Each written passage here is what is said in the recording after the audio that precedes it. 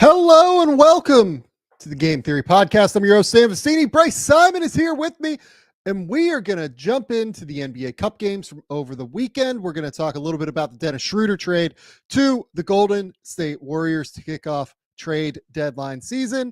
We're going to talk a little bit about the Detroit Pistons and what they might have going on potentially. And then we're going to talk a little bit about Ace Bailey and what he has shown this year for Rutgers. And finally, some bad news for the 76ers, and it just keeps on coming in. But first, let's hit the music. They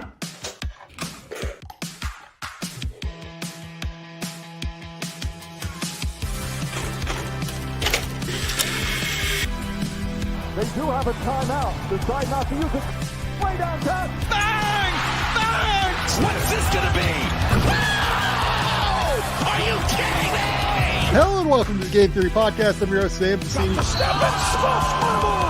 But if you watch the tape, what you will see completely orchestrated this game. Bryce, what's going on, buddy? What's up, Sam? We had a family movie morning on this fine Sunday and watched Red One. Have you seen this or heard about it? I haven't had the pleasure yet of going to the North Pole. How was it? It was interesting. A Christmas action movie. I had no understanding of what this movie was going to be about going in. I will only say, because of course I don't want to give away any teasers. It kept me entertained, or not teasers, whatever. Spoilers. It was a little long. Like it could have. I think they could have shortened it by 15 minutes, but I also had a busy Sunday, and so maybe it was just me being antsy. But overall, good movie. I enjoyed it. It was a good way to start the Sunday. Yeah, so did a couple of movies and a book this weekend. We should just call this recommendation corner. Okay. Maybe we'll do this at the end of the show. Maybe we'll do it at the beginning, but just recommendation corner here.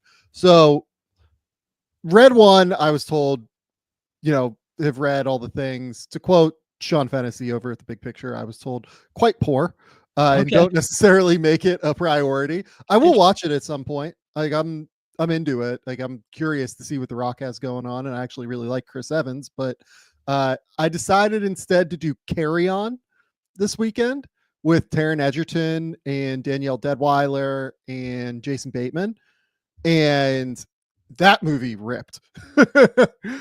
It's basically, do you remember the movie Phone Booth with Colin Farrell and Kiefer Sutherland?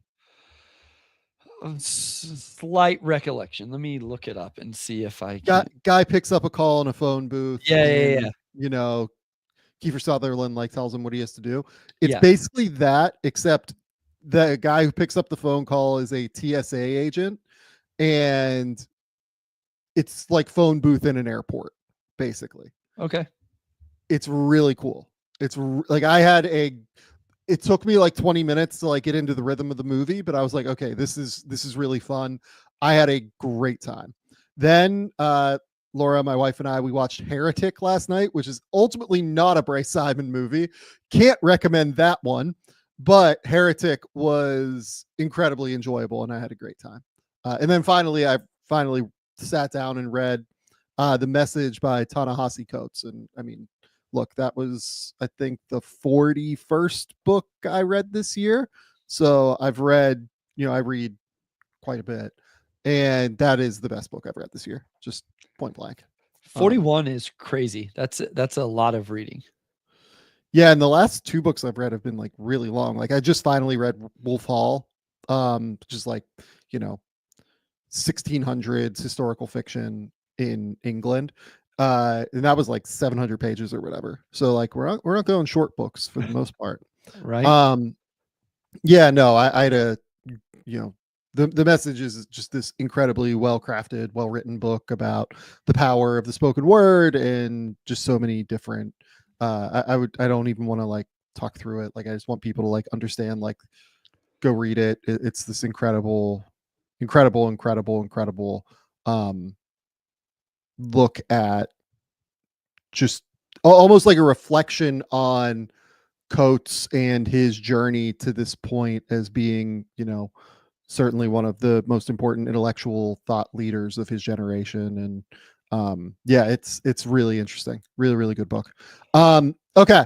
One last We thing. also had NBA. Go ahead. Yeah. Yellowstone finale is tonight. So after I record this and after I record the Pistons Pulse, after this, I will be diving into that with my wife after we put the kids to bed. That's fantastic. That's good for you. I will watch you. I will catch up on Yellowstone at some point. I just haven't done it yet. Okay. Let's talk about the NBA Cup. We have an NBA Cup final. It is the Milwaukee Bucks against the Oklahoma City Thunder. The Milwaukee Bucks defeat the Atlanta Hawks 110-102 in a pretty topsy-turvy, like up and down game, a game that had a lot of moments where it was kind of on a knife's edge to me, it felt like, because I was kind of going through it. And then Oklahoma City defeats Houston by, I think the final total ended up being like 15 or so. Yep. But, you know, it wasn't that bad up until it was like a 10-point game, I would say, until maybe like 8 minutes left in the game, something like that. It was pretty close, like pretty tightly contested, really good defensive game. Oklahoma City just goes on this crazy tear and drops 70 in the second half. And I didn't even think Houston defended that poorly. It was just this crazy shot making display where like Lou Dort drilled a couple of contested threes and Shea had one of those crazy games where, you know, he can't, you know, he's going to get to his spots no matter what. And on some levels, just whether or not the shots go in from the mid range. And typically they do. And he just had one of those games. And then the other guy you have to mention with Oklahoma City is Hartenstein, but we'll maybe go into that game in a bit more depth here momentarily. Let's start with the Bucks and Hawks. I will say this was another just like incredibly fun Trae Young game. He goes for 35 and 10 and has 7 rebounds. And I get that he is not playing like super efficient basketball as a scorer this year because the shot, for whatever reason, is not falling yet. Every time I watch Trae Young, I actually think that this is the best version of Trae Young that I have seen to this point, just from like a process perspective. But it didn't matter. Like Giannis just, you know, continues to completely take over.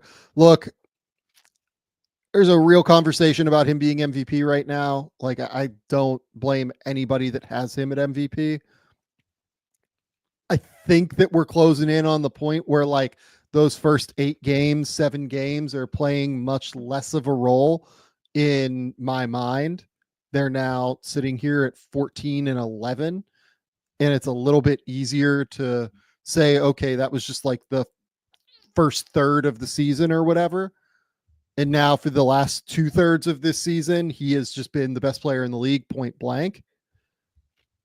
Look, if you want to have Giannis as your MVP right now, I can't sit here and say otherwise. He's just been absolutely wrecking worlds. I thought that in the game against the Hawks, particularly, his passing was really on point. He just made the right decisions, was extremely unselfish, ends up with 32, 14, and 9 assists as well. Has this unbelievable block as well, where like I can't even fathom how he got up for like this. It was like a lob play, and like I can't even understand how he was able to get up and block this shot just from a reaction perspective. So I'm really, really interested to see Giannis against that Oklahoma City defense. That is honestly, if I could have one matchup right now in the NBA outside of Oklahoma City and Boston, because I think those are the two teams that I think everybody wants to see play. I think that the one matchup I really would want to see right now is actually Giannis against that Oklahoma City defense. Yeah. Because of how dominant Giannis has been versus how dominant that Oklahoma City defense has been. And on top of it, you can actually like sit there and think in your head, because Oklahoma City is slightly smaller across the perimeter compared to other teams. I'm not saying they're small, but like they are slightly smaller. You can, in your head, rationalize a world where this is not like a great matchup for Giannis because it's the best defense we've seen in like 20 years, but like their front court can be hit from time to time, even though Hartenstein has been amazing so far. Well, I think we're going to get cheated out of seeing how the Thunder would actually defend it, right? Because this would be the ultimate. Are they going to play those two guys together? How would it work? Yep. Can Chet, who do you end up putting Chet on? And, with him as a roamer, then helping on, because I assume if you were playing him and iHeart together, then iHeart is taking the Giannis matchup. Chet maybe guards Andre Jackson Jr. and then J-Dub is on Brook Lopez. Like it just, that's why the matchups would be fun. We're still going to get a little bit of that, but not as much, because the help defender off of Andre Jackson Jr. probably ends up being maybe SGA in this game. And obviously that's not the same impact as if it was Chet doing it, helping off of Andre Jackson Jr. So we're not going to get the full effect. Do you think that's what the matchups? Do you think that's what the matchups will be? And do you think that's what the matchups would be if Chet was healthy? I think what I would do to start, I think it'd be Hartenstein. If they were healthy, I think it'd be Hartenstein on Giannis, Chet on Andre or Taurean Prince, and they would have Chet just help over. Yeah. Okay. Currently, I would bet you it was probably Jalen Williams on Giannis. Okay. So you think they'll just go J-Dub on Giannis and will they put Hartenstein on Andre Jackson? Okay, but then who do you put on Lopez? Because you're left in the starting lineup with SGA, Dort, and you're going to put Dort and Kaysen Wallace. Yeah, I'd probably put Kaysen on Brook and just say, you know what? Like, if they want to try and post Brook Lopez, like, we're going to dare you to post Brook Lopez because we think that's, So if you're posting Brook Lopez, that's probably good for us. Sure. I wonder then, I think then what I would do is I would actually put Kaysen on Dame and let Dort play on Lopez. And it's even less of an advantage for Lopez. And listen, I think Dort's a better on-ball point of attack defender than Kaysen Wallace, but Kaysen's pretty freaking good to where I would be okay doing that based off what I have available to me right now. Yeah, I don't hate that idea either. I think that makes total sense. And then you have Shea kind of play as the free safety on Taurean Prince, probably would be my guess. I'm interested to see if the Bucks start Chris Middleton in this game too. Middleton's obviously still coming back and, hasn't gotten to full Middleton, play yet. We know how terrific he can be just in the playoffs last year. I do wonder if they start him over Andre Jackson, if only because Andre Jackson is a really tough player to have out on the court against Oklahoma City, I think. Yeah. And the one thing I'll say from this Bucks game is they didn't shoot the three well. I've talked about how they remind me a little bit of the Mavericks in terms of Giannis's gravity, Dame's gravity. It's going to come down to the Taurean Princes and the, quite frankly, Chris Middleton's, Bobby Portis's, Gary Trent Jr., AJ Green's to make shots. And they didn't outside of AJ Green. And, of course, Dame hit 5, but he was 5 of 14. He had 25 on 21 shots. Giannis was just, you gave the stat line. Everybody's seen the blocks, all of that. But it was an incredible performance from him. I think it's an impressive win because the 3-point shots, it wasn't Taurean Prince shooting over 50% from 3 in this game, or Gary Trent Jr. average, getting 20. They did it with 32, 25, 16 from those 3 starters. And then not a whole lot else. And then just the defense is where, they kept the Hawks to 102, which I think is a impressive number for the Hawks, especially in a game where Trae Young plays that well. So, it wasn't what I was expecting, right? I talked about wanting to see a young team in this situation, but seeing as it ends up the matchup that it does, and I know we'll talk about how the Thunder got there because that was an interesting matchup between the Thunder and Rockets as well. It will be fun to see this game based on these types of matchups that we're going to get to see between the Bucks and the Thunder. Yeah. And, we talked about what it looks like when, the Bucks have the ball, right? But when Oklahoma City has the ball, I think Andre Jackson's a hard player to have out on the court, but they kind of desperately need him on defense to be able to guard Shea.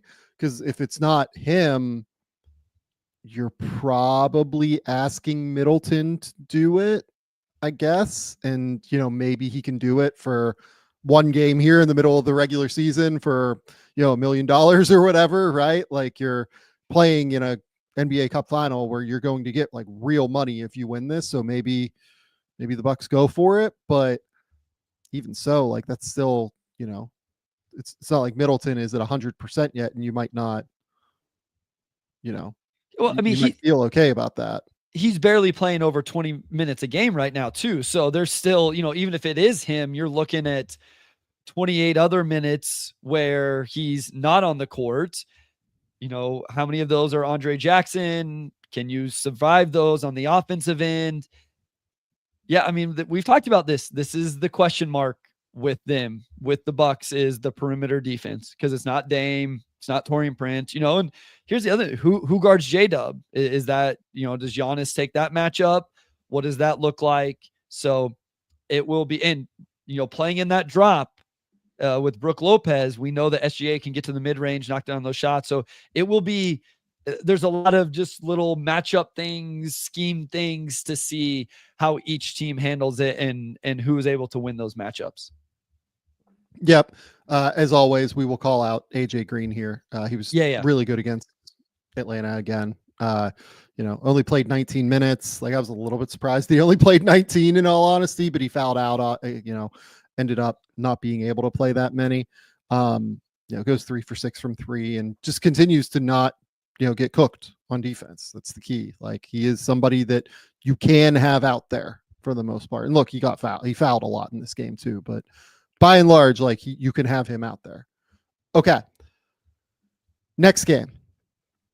The Oklahoma City Thunder beat the Houston Rockets. I believe the final score is 111-96. Correct. The Thunder score 70 in the second half. I'll start here. I don't think Houston defended that poorly in the second half. Like, Amen Thompson made Shea work for it. Shea just is one of the 3 best players in the league or whatever he is, right? I thought that when they went to like that switchy lineup, they made Oklahoma City really work for it. He was awesome. Shea was incredible. Lou Dort made a couple of really tough contested threes in this game. I just don't, they've really made Jalen Williams work for it. He goes 8 for 20 from the field. It's just that at the end of the day, Oklahoma City has more offensive dudes right now than the Houston Rockets. And I think that's where I want to focus my attention more before we talk about Oklahoma City, is just that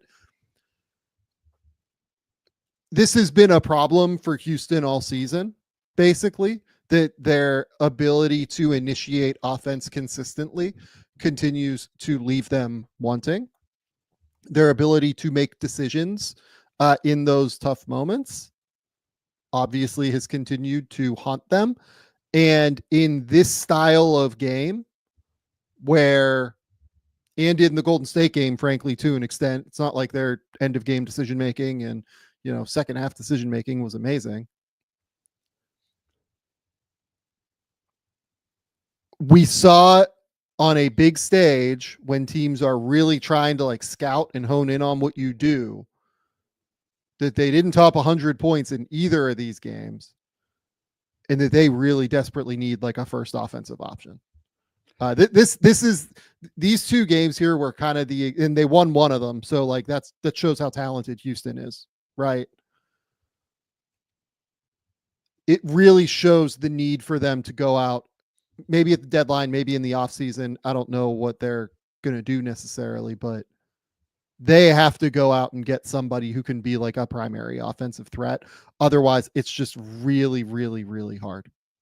Yeah, I was thinking about this. Like, what's the takeaway for the Rockets? And one was, I'm with you. I thought defensively they were really good. I thought Dylan Brooks did a lot of things.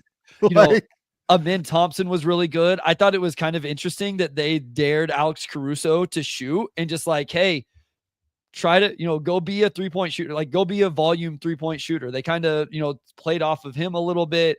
Obviously, like all of those guys played really well defensively. Jabari made some plays.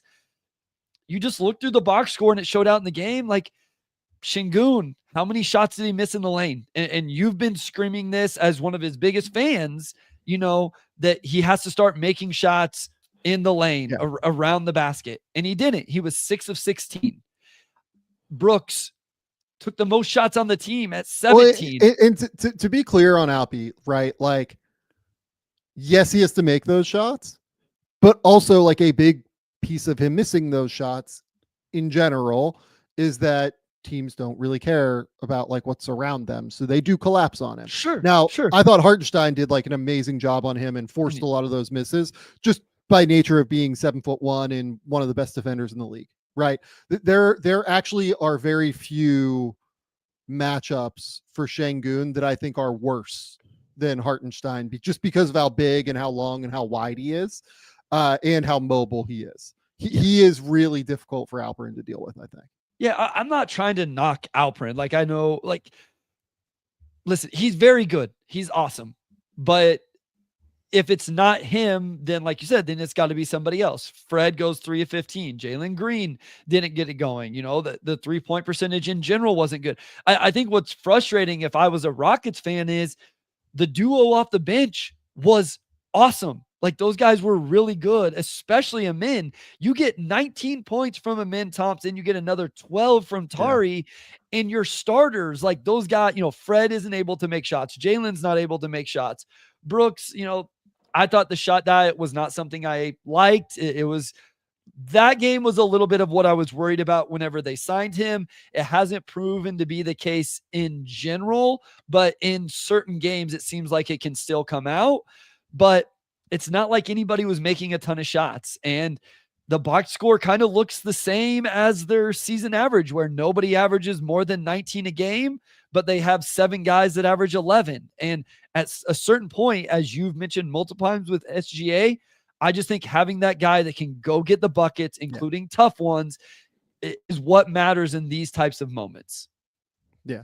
No, I think that's absolutely right. So, you know, you just look, I don't want to make this the like Jalen Green, you know, is the problem podcast, but like, he's not a number 1 option. He's really not a number 2 option. That's what they have him locked in as right now. When Jalen Green's on the court, the Rockets are a plus 1.5. When he's off the court, they are a plus 13.97 per the folks at Play by Play Stats. They are better on both offense and defense by a substantial margin when Jalen Green is off the court.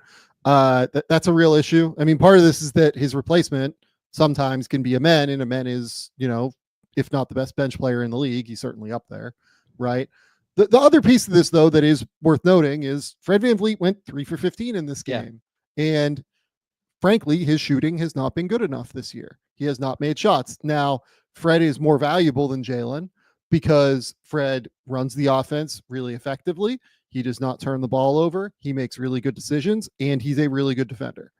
But one of these guys has to make shots. It's kind of what it comes down to. Like, if you're going to have Fred VanVleet there, to maximize him, you need a great perimeter scorer next to him. That's kind of the way it works. Like, you can't, Fred is not shifty enough or a good enough shooter off the pull up to be able to consistently have to create shots. He's a good catch and shoot guy. He's a great ball screen player who can create shots for his teammates. He moves the ball quickly, but he's not necessarily the guy who can be the number 1 option. He'll have games where he gets hot and goes for 30, goes for, 28, whatever it is, but he's not going to be the guy consistently night in, night out who can do it. Yeah. I mean, you said, Jalen Green is not the problem. I think the best way I would say it is, it doesn't look right now like Jalen Green is the solution, though. Like that's the way I look at it with him. And so, and look, this is why when we did the, extension show, why it was like, okay, if he does well, then this is a problem because we only get him for 2 more years. If he doesn't do well, which is what we're seeing now, you now have him locked in on a $35 million a year contract. And that's not, I mean, dude, like, that's not a positive value contract right now. Like, that's going to be hard to move. They can probably move if they try and do a star deal this summer. They can use it as salary matching, but if you don't move it this summer, like, it's probably going to be pretty hard. Yeah. Listen, this is also a team that's, I feel like we're talking about top of the conference problems for a team who I don't know that I expected to be there yet either. So I don't know that this is a it's good for them to find out this information, I guess, is where I'm at. Like, I'm not freaking out like, oh, they've missed something or they've messed up. Although, like you mentioned, this contract could end up being interesting. I think this is positive that they're figuring out in these moments, what do we have? What do we not? And then and the thing is, they have all of the necessary assets to go fix it. Like, that's what's nice. No, it would suck being a team that knows you need a primary scoring option and not having the means to go acquire said player. The Rockets have the ability to do so. And so I think this is a good thing for them, seeing how they look in a game against one of the best teams in the West, in a game like the in-season tournament.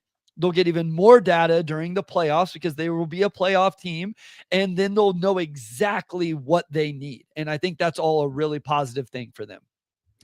With the NBA Cup kind of in the background now, what I'm a little bit interested in with Houston is, okay, I'm going to assume here that they probably don't go make a move for like a Zach LaVine, right? Because that's just like not their MO, really, is to go out and like make a rash move with some of these young guys, right? And it wouldn't cost one of the young guys to go get Zach LaVine. Like, they have the salary matching that they could just do it. But and like LaVine would help them, but they have so much money coming up here where he has 3 years left, and I don't think that tracks really for them in terms of like the finances long term for their organization.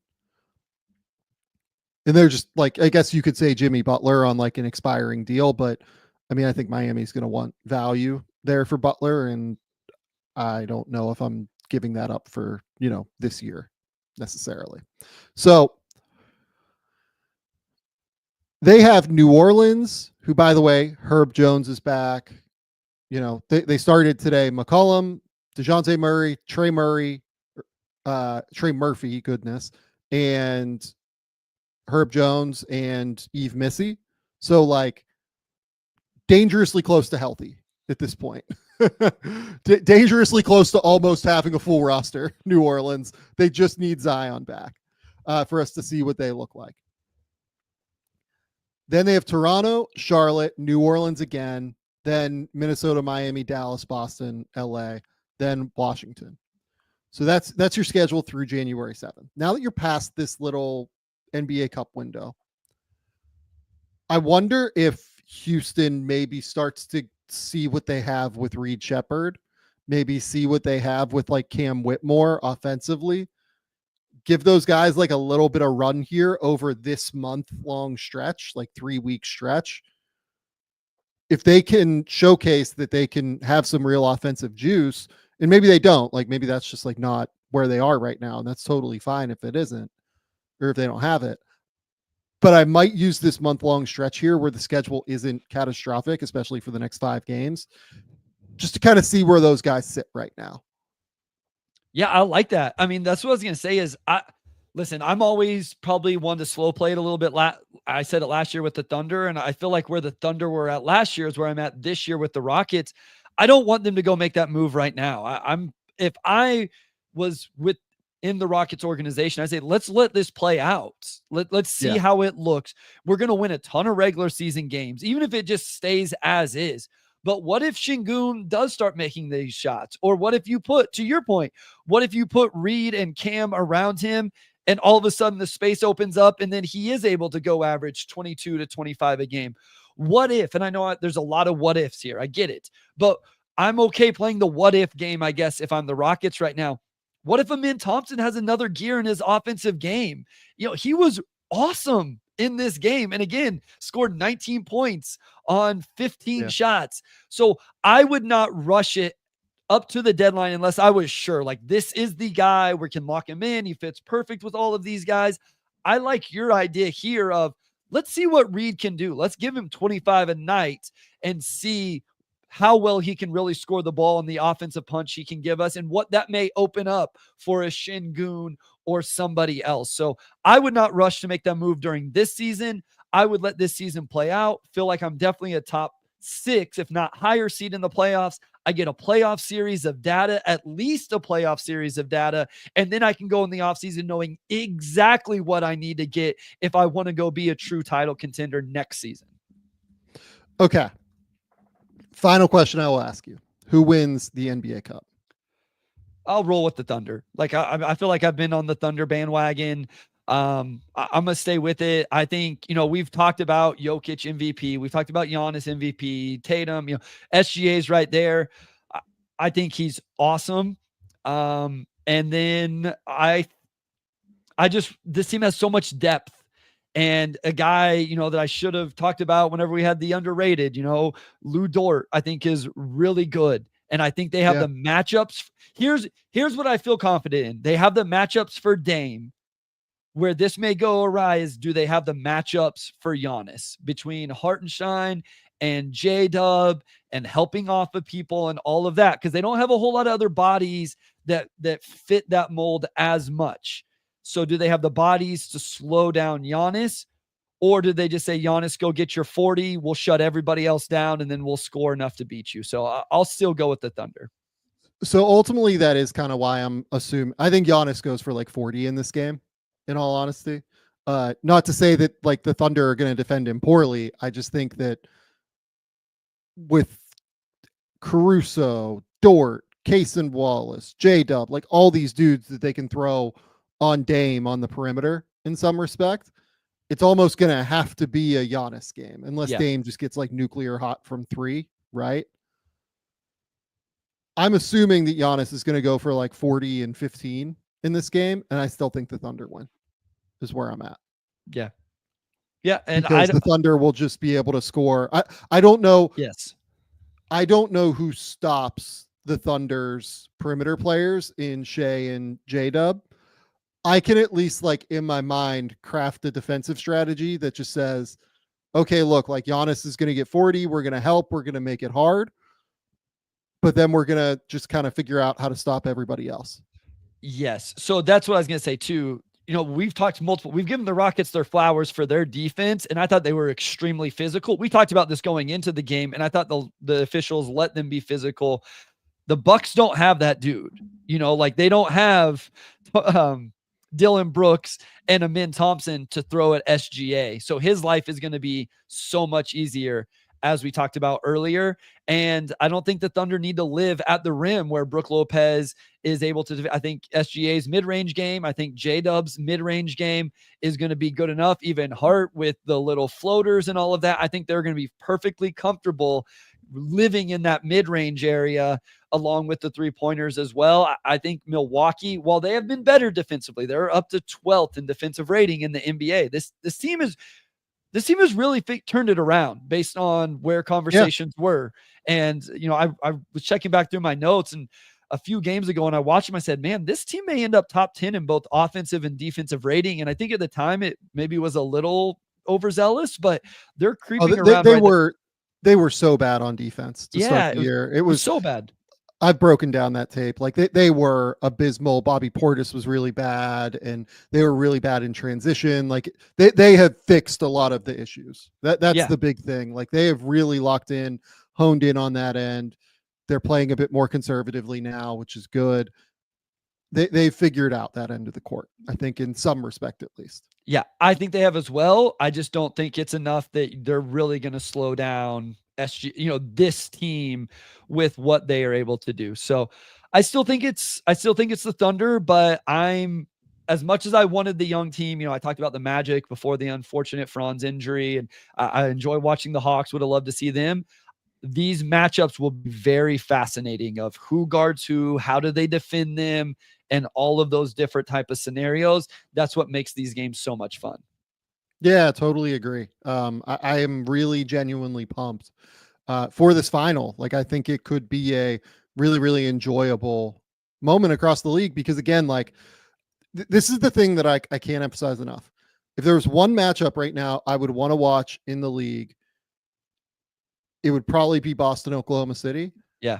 But with how Giannis is playing at this specific moment in time, I actually think that the second most interesting matchup league-wide is Giannis against Oklahoma City.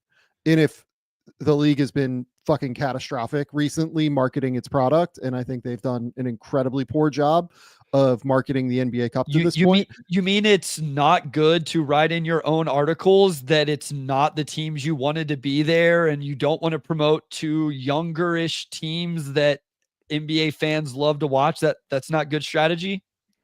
Yeah, I mean, look, for anybody who didn't see this, this is what was on the NBA's website, literally leading into the Oklahoma City and Houston game, who, by the way, were, I think, first and third in the West going into that game.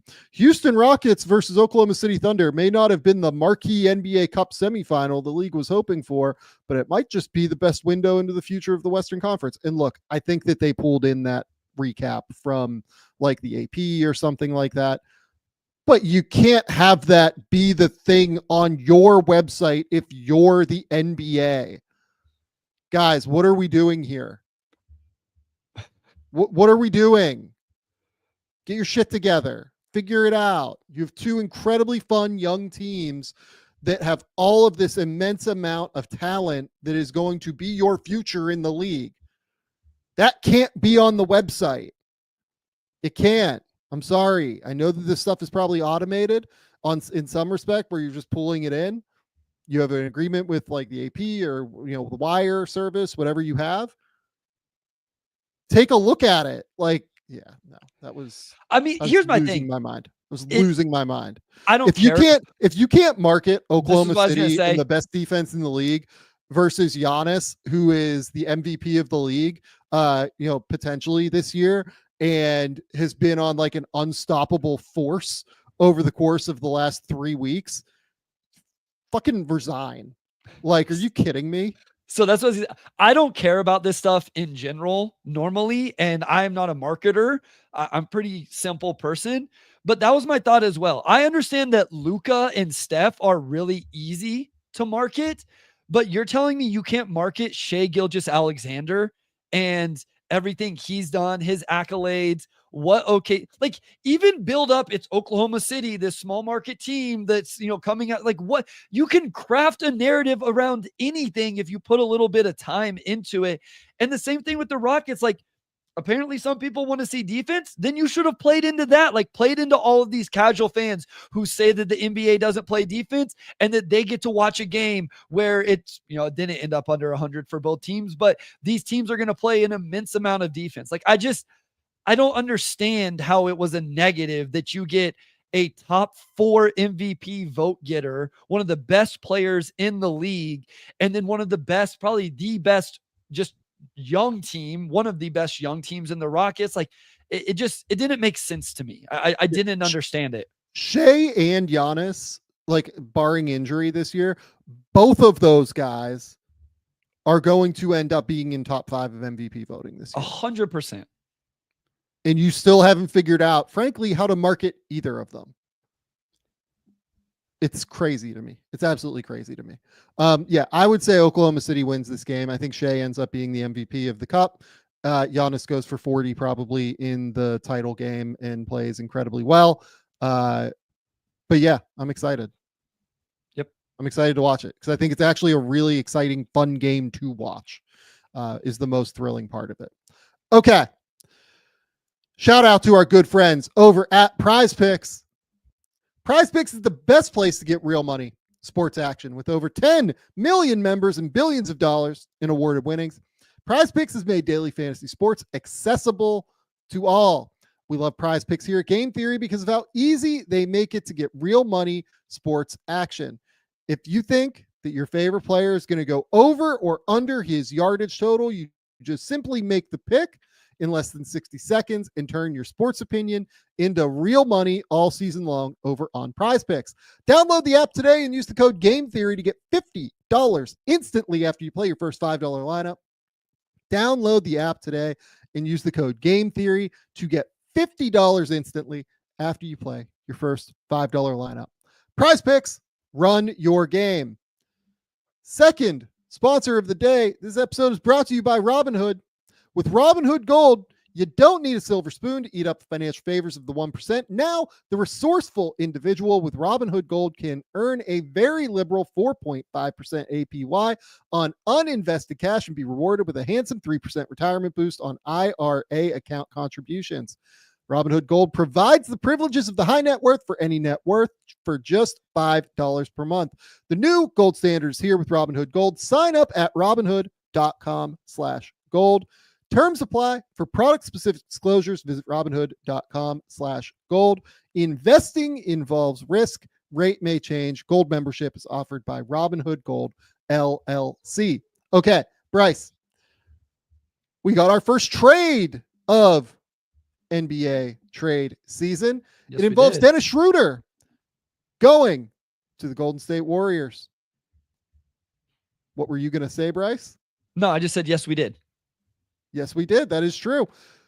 Dennis Schroder and a second round pick, I believe, is going to the Brooklyn Nets for DeAnthony Melton, who essentially has just like a big expiring contract, even though he has a torn ACL this year and will miss the rest of the year. 3 future second round picks and Reese Beekman in a 2-way contract trade, because we love our 2-way contract trades here on the Game Theory podcast. They do not happen often. It is always fun to talk through them when they do. Jackie Quee, I believe, has been cut by the Brooklyn Nets in order to free up that 2-way contract slot. Bryce, what was your immediate thought when you saw that Dennis Schroder was the first player on the move in NBA trade deadline season?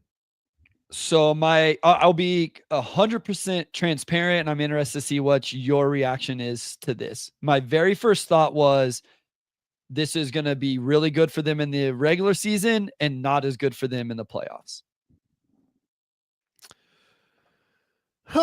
Okay. So yes. My immediate thought was, we talk a lot about depth for Golden State on this show, right? But the problem is that when Steph is actually off the court, they've been quite poor this year, unfortunately. And I think that this is the one that I want to share. Yeah. So with Steph on the court, the Golden State Warriors beat opponents by 10 points per 100 possessions, and they score 121 points per 100 possessions. When Steph is off the court, they lose their minutes by 0.9 points per 100, and they only score 104.7 points per 100 possessions. And to me, what that says is that they desperately need a second ball handler, and they need somebody who can be an offensive engine when Steph is off the court. I think that this is more of a statement of a realization that Brandon Podziemski is not quite ready for that role at this point. Podziemski has just frankly been not very good this year. We hoped that he would take a leap, but so far he's shooting 38% from the field, 25% from 3, 75% from the line, averaging 7.9 points, 4.8 rebounds, 3.4 assists. All of those numbers are actually down from his rookie year when he was playing pretty similar number of minutes at this point, 25 minutes this season to 26 minutes last season. So what all of this says to me basically is this is a statement that, hey, maybe Podziemski works a little bit better getting to play off of somebody, which is kind of what my thought always has been with him. Like, if you're going to get the most out of him, I like him being like a combo ball handler who can run off of actions and hopefully create open looks for himself in some way, shape, and form that way, as opposed to trying to be like a primary engine of an offense, which he's just not there yet. That was definitely my second thought, was this is probably an indictment that Brandon Podziemski is not yet what they maybe were hoping he would be this year or whatever. And it may not be an indictment that he doesn't ever get there or whatever, but he isn't right now. And obviously when you have 36-year-old Steph Curry and 34-year-old Draymond, you kind of have to do things right now. I think why my initial thought was it's great for the regular season is what you pointed out. I think why it doesn't raise my bar for them in the playoffs is it still doesn't give them that second, like 20 to Sure. 25 point a game a night guy. You know what I mean? Like that's what I thought that they needed to really be a title contender, was like a wing 20 plus a night scorer. And that's not what they got here. I think Schroder has been awesome this year. I think he pressures. I think he can do all the things you talked about. I think he's going to help them win regular season games.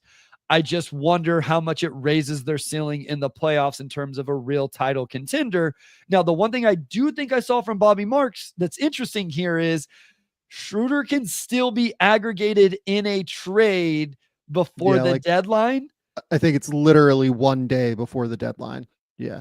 So they could get 2 months out of him, a little less. And then if that player that I'm talking about is something they still want, then I would love this move. I think that would actually be an awesome process move by the Warriors if they ended up pulling that off. Yeah, this doesn't actually hinder their flexibility unless like somebody like Jimmy Butler gets moved before then, right? And that's correct. Possible if Jimmy Butler ends up being traded in some respect. Because they can aggregate Schroder again on February 5th, I believe is the date that they're able to aggregate him again. That's why this deal happens now, I would imagine, in part, like one of the reasons that this deal happens now. Also, the Warriors just needed like a bit of an energy shift, it felt like to me. They needed somebody who could come in and really help lift that second unit offense. And, can Dennis do that? That's the next question here. Absolutely. I think Dennis is probably going to immediately become one of the best backup point guards in the league. And this year he's averaging 18 points, 6.6 assists, shooting 45, 39, 89. What I will say is like he started the year like completely unconscionably on fire through those first 5 or 6 games. Since then, he's kind of moved back into being usual Dennis Schroder, just in a slightly bigger role. He actually has a true shooting percentage now that is exactly league average again. I think that with Schroder, you're looking at him realistically as a great backup point guard who will really be able to help your team lift in the minutes where Stephen Curry is off the court. And is that worth 3 second-round picks in Reese Beekman? Or I guess like a aggregate of 2 second-round picks in Reese Beekman? Yeah, probably to me. I think it is. This is a team that has most of its picks here moving forward, and no reason really, not to go and try and solve this problem right now. Yeah, I wasn't upset about like the value or anything like that. I wasn't upset about the move in general. I just found myself going, okay, this continues to make me buy into them being able to be super successful in the regular season.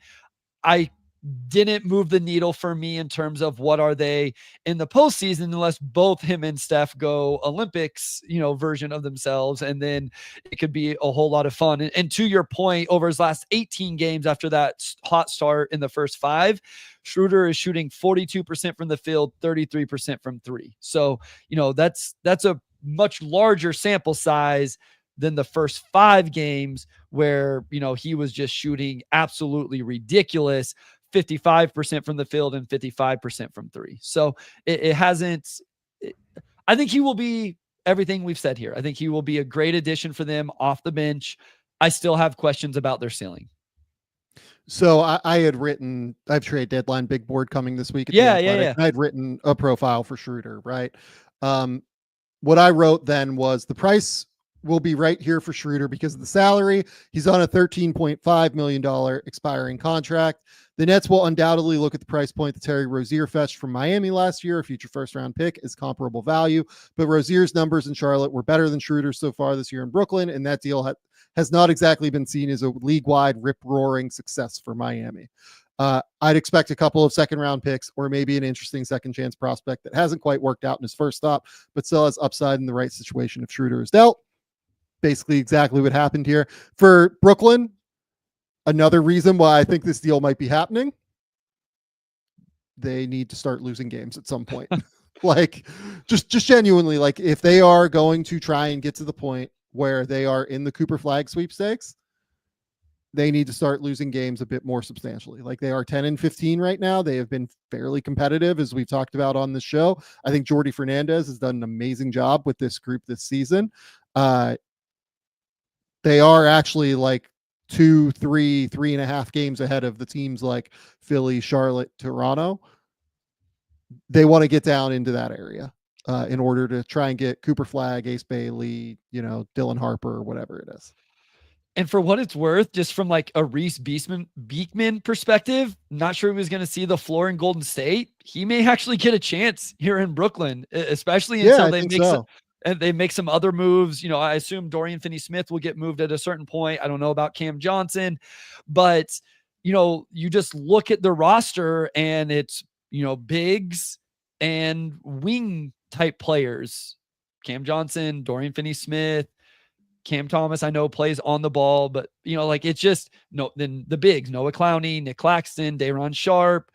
I wonder if he doesn't get a chance to play a little bit, off the bench and handle the ball a little bit. And I don't know if he'll be successful or not, but good for him. A really good defender. We'll see how he handles the offensive end of the floor in the NBA. But, just from a individual perspective, I doubt he was going to get that chance in Golden State, and he might now get a chance to prove himself as an NBA player with Brooklyn. Yeah, and for what it's worth, Reese has played 9 games in the G League this year. He's averaging 19 points, shooting 52, 35, 60, 7.2 assists, 5.1 rebounds, 2.8 steals. G League numbers are not real life, so do not take those as like strong numbers necessarily. The shooting is the key with Reese. If Reese can 100%. Shoot it, we know that he has the defensive capability. He is an awesome on-ball defender. Yes, he is super long. He is super quick. It really comes down to the shooting. He can pass it. He can play make a little bit with the ball in his hands. He has to shoot it to be an NBA player. Yep, I totally agree. Okay, next piece of news. Paul Reed has been waived by Bryce's Detroit Pistons. Bryce, are you aware of this news? Yeah, it it took over my Saturday afternoon because who was expecting Paul Reed to get waived? I tweeted out, and it was actually a compliment to the Pistons fan base that like Pistons Twitter went into chaos over a third center non-guaranteed contract, but on a Saturday afternoon, the engagement was incredible. We actually had to change our Pistons Pulse recording time. We were going to record this morning, but it was Sunday morning for those listening after the fact, but we're like, they have to do something. Like they literally have to, they don't have to, but $20 million say they have to do something. So before we just dump into $20 million. Okay. Anyway, so we're recording after this because of what you're about to explain, that some sort of news is coming at some point. Okay. So the Pistons are currently still, I believe, because I haven't seen news that has said they have converted one of their two-way guys. I have not seen currently anything. Still under the salary floor as long as the Reed waiver has officially gone through. Has that gone through yet, Bryce? I believe so. Okay. So the reason that this move is happening now, from what I have been told, is that today is like the exact day where the amount that Paul Reed has made so far this year from the Detroit Pistons and a minimum contract gets them as close to the floor while going above without going way over, right? Every day that they have Paul Reed on the roster takes up like X number of dollars. I don't know what the dollar figure is. It could be like $25,000, $30,000. I'm not totally sure off the top of my head. Every day that is eating into the Pistons' potential flexibility and cap space that they could use in a trade. Now, they also have a center right now in Jalen Duren that has a wrist injury, and maybe he's just coming back. Like that honestly is kind of what this said to me, is that maybe Duren's wrist injury is okay and like he's going to be able to play this coming week. If they didn't think that, like I would have just kept Paul Reed until this week and then moved him on. For what it's worth, the ESPN injury report this morning had him listed as day-to-day, him and Tobias Harris both. Right now on Sunday evening, it has Harris as out for tomorrow's game against the Heat, and Jalen Duren is not on this list. Okay. So I'm kind of thinking that Duren probably plays tomorrow now. I would based off assume as well. this. He ended up missing like one game. The Pistons haven't played a whole lot of games the last week. They played on Thursday, I think it was, against the Celtics. He came up with a wrist injury kind of after the fact. I don't even know how it happened, but he missed that game. So it didn't seem like something serious. So there's that piece of it. Having said that, like, I do think that this goes about saying that the Pistons are likely up to something before the deadline. Now, how imminent is that? Who knows, right? But I think the Pistons will probably get somewhat aggressive-ish here at the deadline in terms of, I don't know if they're going to like add talent, but maybe they add money that another team needs. They have opened up a lot of cap space to be able to facilitate a lot of deals. And with the way that this new collective bargaining agreement has limited deals across the league, where teams can't go over a certain amount, where teams, the Phoenix Suns, for instance, like can't take back more in a trade than what they send out.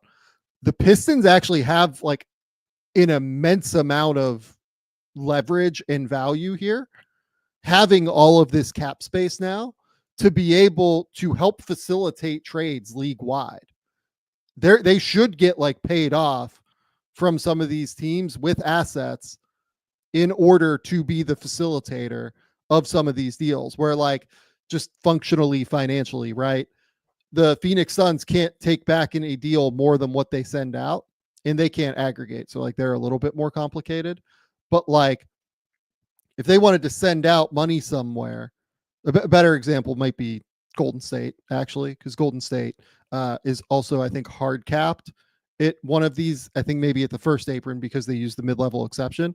So like they can't take back money that sends them over the first apron. So a way for them to do that would be to send somebody like Gary Payton, Kevon Looney to a third spot if they wanted to try and bring in somebody like Jimmy Butler or something like that, who has a massive, enormous salary. Them being able to send a bunch of money to a third destination like Detroit creates a ton of value for Detroit in this situation. And getting rid of Paul Reed's money now maximizes that ability. Yeah, so for what it's worth, like he was going to become fully guaranteed on January 10th. His contract was non-guaranteed. Obviously, gets prorated, for the amount of days he was on the roster. So they're saving whatever cap space there was between December 15th and January 10th, whatever they would pay him over those amount of days. What's interesting is like Trajan did not do this past offseason. A lot of people thought Detroit would be in this business. They did it slightly with Tim Hardaway Jr., but I don't even know. Like they sent out Quentin Grimes in that deal. They've started Tim Hardaway Jr. I don't know that they looked at that deal as hey, we're going to pay you off to take Tim Hardaway Jr.'s contract. So this would be something that we did not see for a team that is in a pick negative. So for all of these teams that are rebuilding and we talk about their assets, Detroit is at a pick negative because they owe one that is now in Minnesota, I believe, from the Carl. Is that right? I can't keep track of it. It was in New York, and then I think Minnesota has it. I'll have to double check that. But they owe a protected pick out. And so they would do themselves, Minnesota. They would do themselves well trying to add some capital. I know the other thing here is if they wanted to make a swing for, say, Zach LaVine, I feel like it makes it a little bit easier because then they don't have to send out as much money to the Bulls than the Bulls would want to take. Like it's pretty easy with Tim Hardaway Jr.'s contract and a couple other guys. The other, like Brandon Ingram's, is super easy. I'm pretty sure you can almost get there with Tim Hardaway Jr. Jalen Duren is the name that people like to throw in there in the cap space, and it's done. Like that's the matching money, I believe, or it's at least close. Yeah, to me, like deals like this make more sense for like somebody taking back, like Kevin Huerter is a name that would make sense to me for them to take on. Yeah. Right. Like if another team, like if the Kings want to make an upgrade on Huerter and they want like a front court player and another team has a front court player but doesn't want Kevin Huerter, like they can send Herder and a pick to Detroit. Herder, kind of fits Detroit, honestly, just in terms of like continuing to add shooting, and Tim Hardaway Jr. is on an expiring. He could slot nicely into that spot next year, right? Something like that is more what makes sense to me. Somebody like a Jordan Clarkson or somebody like that off the bench, right? I agree 100%. I don't think they take the swing right now. I'm just saying that like that's been part of the conversation that's been the social media conversation. Now I don't have organizational or like if Toronto doesn't want Rui in a Bruce Brown trade, in theory, the Pistons could now take on Rui's deal for next year. Yeah. Right. This is all hypothetical. I'm just saying, like, different ideas that they could do and help other teams out with potentially. So that's where this works, right? Like that's why this makes sense across the board. I would imagine they will do something. Like, I feel quite confident the Pistons will do stuff before the deadline.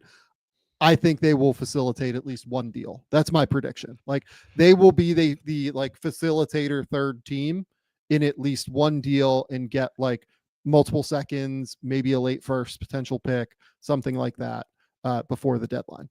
And just for people who don't watch the Pistons, because I wouldn't blame you, Paul Reed was not regularly in the rotation. He was the third center. Jalen Duren starts. He's a former lottery pick in a year where you have to make a decision on his extension. Isaiah Stewart is a player the organization likes. He's the backup center. Paul Reed was very much the third center. Now, there isn't a third center on the roster anymore, but it's not like he was playing minutes unless those guys were hurt or in foul trouble. Yeah. That is all correct. Okay. Next topic for us here. We wanted to talk about the Philadelphia 76ers. So the Philadelphia 76ers are maybe in the middle of the unluckiest season that I have ever seen. Just kind of point blank at this point. I don't know how else to explain what they are going through. So Joel Embiid has obviously missed time to start the year. Paul George has missed an immense amount of time. Joel now has a facial fracture of some sort, a sinus fracture maybe, that they're not ruling him out for tomorrow's game. Like, maybe he'll just play in a mask or something, but like, that's a whole other thing. And now Jared McCain has a torn meniscus, and unclear on what they're going to do there in terms of the surgery. Like, the way, Sam doctor corner here. So like, I know like a little bit about this stuff, not a lot. Go find, Jeff Stotts and those guys if you want like real analysis. In street clothes. Yeah. He's a great follow. But the way that like meniscus injuries work, from what I understand, is you can either repair them or you can like kind of cut out a piece of the meniscus. If you want to get somebody back on the court earlier, you kind of just cut out the piece of the meniscus. If you want them to have a chance to like heal better longer term, you repair it and try to make it work. But I don't know like what the McCain, it's like there are some that you can't repair, basically, is what I understand. Like there are some where like you just kind of have to clean it up and cut it out and kind of go from there. I don't know what McCain's situation there is yet. If you're the 76ers, given that he's 19 years old and, a big piece of your future, you obviously would say, sit him down for a long time, let him do the repair surgery and figure all this out at a later date. But, we'll see what that looks like. Yeah, I was just going to say, like, as somebody who went through a lot of knee stuff, mine were all ACLs, but, meniscus usually happens with ACL injuries as well. Like, it's like, I know one of mine, like my knee would catch on that meniscus whenever it was like, so my understanding is like it would flap and then it would catch and then I couldn't straighten my leg. They'd have to do something or whatever. And so, some of them, I think some people you can play through it. Some of them you can't. Some, the different types of surgeries. For what it's worth, Embiid is listed as out on ESPN for the Monday's game against the Hornets due to that. Sam, any guesses on how many games the big three in Philadelphia have played together so far this year? 2. 3. We are 23 games into the season, they have still only played 3 games together for a grand total of 45 minutes. Like, it's not even worth giving the offensive, defensive rating, net rating stuff, because that's just not as substantial enough. It sucks. And this is awful for McCain. Listen, he will be fine. He'll be back this year, I would assume, as long as everything goes by, okay. He could get back and play some games, even with this longer time frame of recovery and surgery. But he's been so good. It really disrupts the rookie of the year and all rookie team stuff, because now he's out on that. He's not going to be eligible for any of that stuff. He'll miss enough games. Yeah. It's just, he was, everybody says the lone bright spot. That's probably right. I feel like Yabusele doesn't get enough love at times, but definitely the brightest of bright spots for this struggling Sixers team. So far this year. Okay, so 2 fallouts here. Let's talk about the Sixers first. Okay. I am pretty sure that they should continue to go for this a little bit. You still have Paul George, you still have Joel Embiid, you still have Tyrese Maxey. Ultimately, like, Jared McCain has been a really fun offensive player. He has not been great defensively to this point. And I have not, frankly, loved the McCain Maxey minutes. I think it's been a little bit roller coastery when they've played together, especially on defense. A facial fracture, like a sinus fracture, whatever this is, I would imagine is not necessarily going to like hold Joel out for a substantial period of time here. They still have a ton of assets to be able to play around with. I think that they should still be like pretty aggressive here and try to rack wins over the course of the next couple of weeks and see if they can really like get back into the playoff race and like certainly in the play-in picture. I think they're like 2 games out of the play-in right now. They have 2 games against Charlotte, also dealing with a number of injury issues. Then Cleveland. Then they have San Antonio. San Antonio's at home. The road Spurs versus the home Spurs this year have been very different night to night. Then they have Boston, but then they get a road trip of Utah, Portland, Sacramento, Golden State, Brooklyn, and then Phoenix, and then Washington, New Orleans. So like this is the point of the year where the schedule really eases up for them. And I do think that they should probably continue to try to win games. Do you think they need, so would you would go make a move? Would you go make a move? So this is now the next question I was going to ask you is, should they go make a move? But since you got to me first, I will answer it. I would not make a move yet if I was them. Okay. I would want to see what we got here with Maxey and Embiid and Paul George, and then kind of see where we sit after this little stretch in January up until like mid-January. I wouldn't want to give up any of my assets or hinder any sort of flexibility long-term by going into the second apron, by taking on like a longer-term deal. I would want to kind of be patient here for a minute and see if, okay, like if we have a losing run during this calendar or during this schedule of games where we have Charlotte twice, we have San Antonio or at home, we have Utah, Portland, we have Brooklyn in there in the middle of January, we have Washington here. If you're like going 500 against those teams, you should probably call it in. Okay, so this is a prove it 6 weeks for right around 6 weeks for you. No, it's a little bit 4 less weeks. than that. It's like 3 or 4 weeks. Yeah. And if coming out of that, they're 7-16 right now. So that's 9 games under 500. If they're 4 games under 500 coming out of that, then you look at making a move and really, really going for this. If they're still 7, 8, 9 games under 500, you would start looking at quote unquote mailing it in a little bit. And it would depend on like who's healthy, who's not healthy, of course. How things look internally, everything like that. But yeah, like I would want to see what this stretch of games here looks like. This is this is now the critical decision point of their season, in my opinion, up until January 8th against Washington, because they have 1, 2, 3, 4, 5, 6, 7 games that they realistically should win and should be favored in.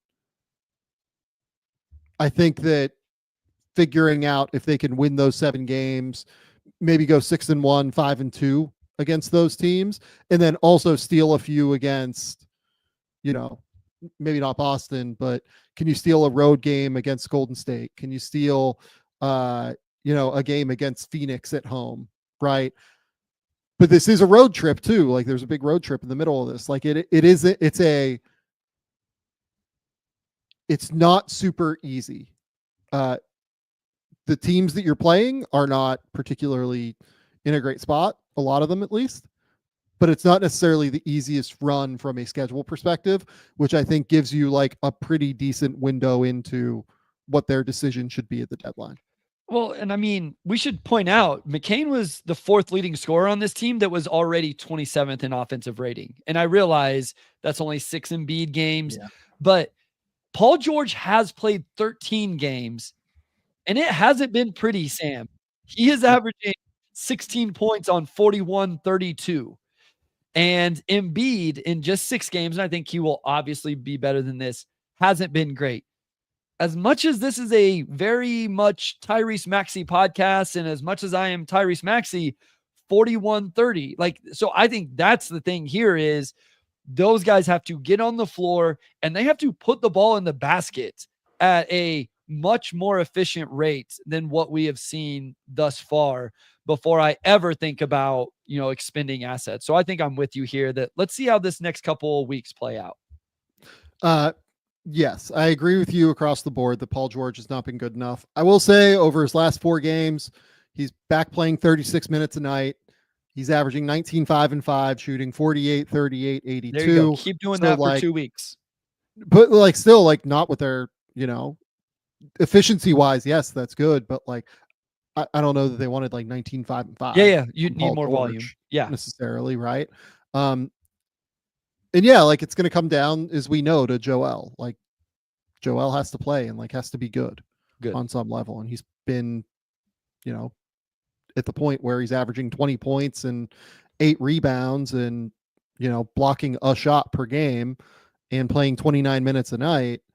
If Joel isn't, a top 10 player in the league or whatever, this thing's screwed as it is. So that's why you can't make a move, I think, to go and buy.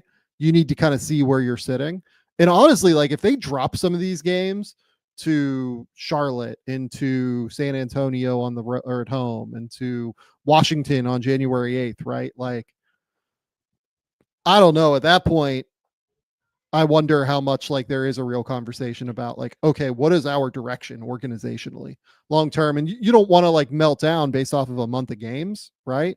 But I don't know. I think that this is an important stretch for this trio. I know it's early in the piece of them being together, but this is a big stretch now where they need to come together and really kind of show some signs of life here.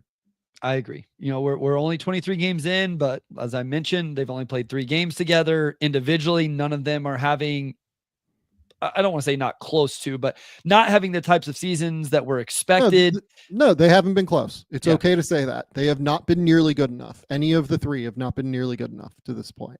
And it's time to show. Can they elevate each other as they play together? Maybe. Yeah. But I agree with you. Yeah. Say what you were going to say. No, I was just gonna say none of them have been close individually of what you need. And it's time to see that. And if you don't see that over the next couple of weeks, I think you start to get the sample size to make you at least start to look at, okay, what are other paths? Yeah. NBA Rookie of the Year odds now, by the way. So before I read you the odds, who would you have favored as the favorite to win Rookie of the Year right now, knowing that McCain is probably going to miss enough time to where that's going to kind of knock him out of it? This is just odds. Yeah, let me know. I will read you the odds at a certain point here. Okay. I would say if you had to pick a Rookie of the Year, who do you think is going to win Rookie of the Year right now? Steph Castle. Okay. I like that pick, actually. What did the odds say? I'm pulling them up right now. So explain why you would pick Castle.